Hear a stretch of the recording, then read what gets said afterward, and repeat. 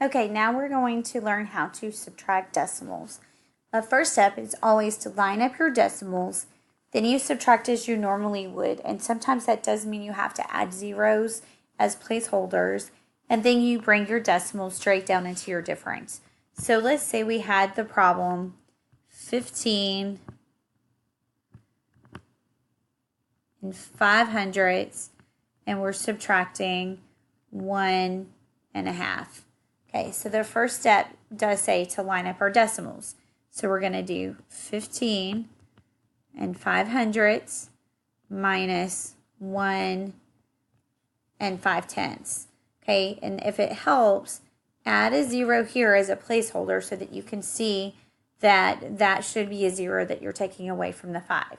And then you subtract as you normally do. 5 minus 0 is 5. Then we have 0 minus 5. We have to actually borrow, make this a 4, carry over the 1. So now we have 10 minus 5, which is 5. 4 minus 1 is 3. And then 1 minus 0 is 1. So we bring our decimal straight down into our difference. So the answer for this problem would be 13 and 55/100ths.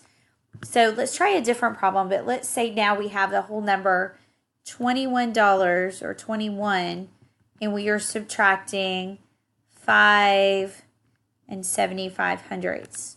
Okay, so the first thing we have to do is line up our decimals. Any whole number, the decimal is all the way to the end of the number. So for this problem, we would have 21. This would be where our decimal is. And I'm going to go ahead and add 2 zeros because I have 2 zeros in my second number. And then I am subtracting 5, lining up my decimal, 75/100ths. So now I solve the problem like I normally would.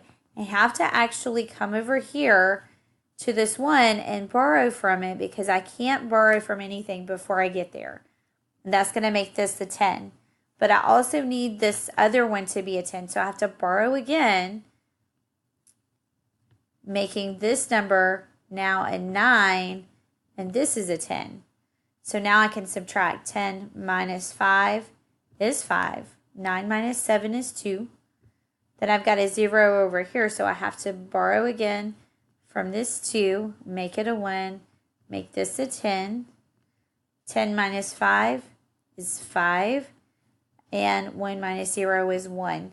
And then I bring my decimal straight down into my difference.